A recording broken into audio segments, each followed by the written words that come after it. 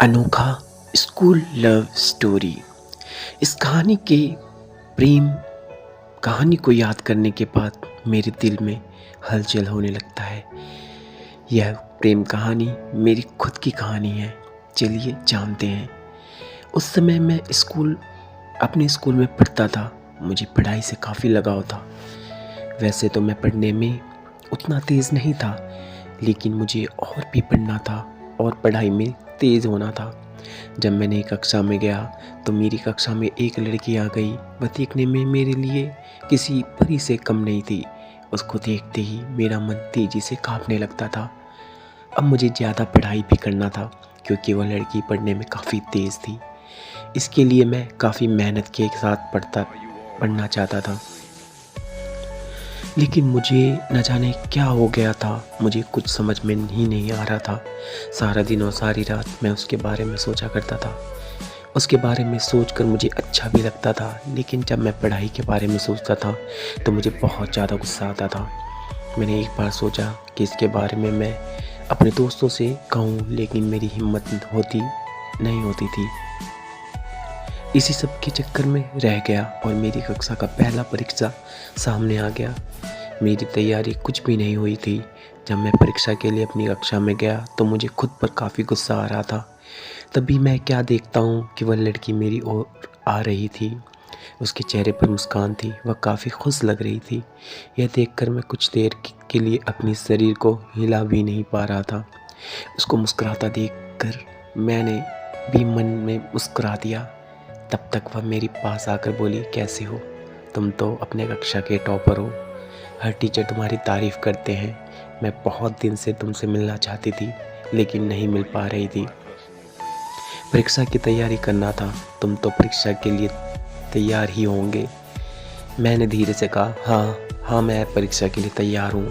इस पर उस लड़की ने कहा, बहुत ही अच्छा। इसके बाद वह आगे अपनी सहेली के पास चली गई।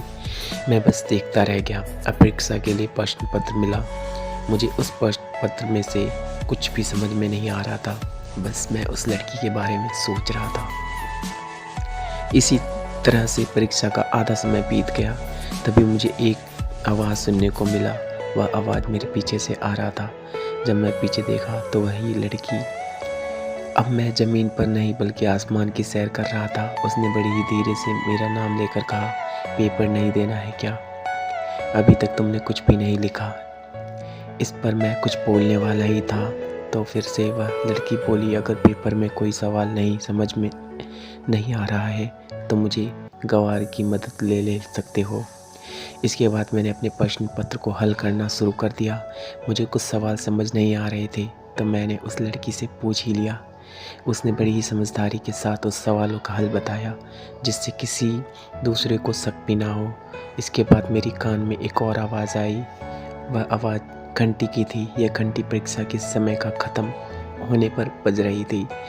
हम दोनों ने अपने हल किए हुए पेपर को जमा किया और कक्षा से बाहर आ गए। हम दोनों काफ़ी बात करने लगे। इसके साथ ही इस समय में हमें लंच भी करना था। हम दोनों ने पहली बार अपनी लंच को बांट कर खाया। अब मैं सोच रहा था कि मैं सपना देख रहा हूँ, यह सब हकीकत है। इसलिए मैंने उस लड़की से कहा, तुम थोड़ा मुझे चिकोटी काटोगे? इस पर उस लड़की ने कहा, क्यों?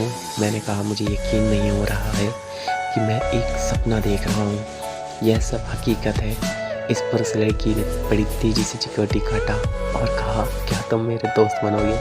इस पर मैंने भी कह दिया, हाँ, अब हम एक दोस्त बन चुके हैं। रोज़ हम काफ़ी बातें करते हैं और काफ़ी समय एक साथ बिताते हैं। हमारी परीक्षा भी ख़त्म हो गई और इस बार सबसे ज़्यादा परीक्षा में अंक मेरा ही था।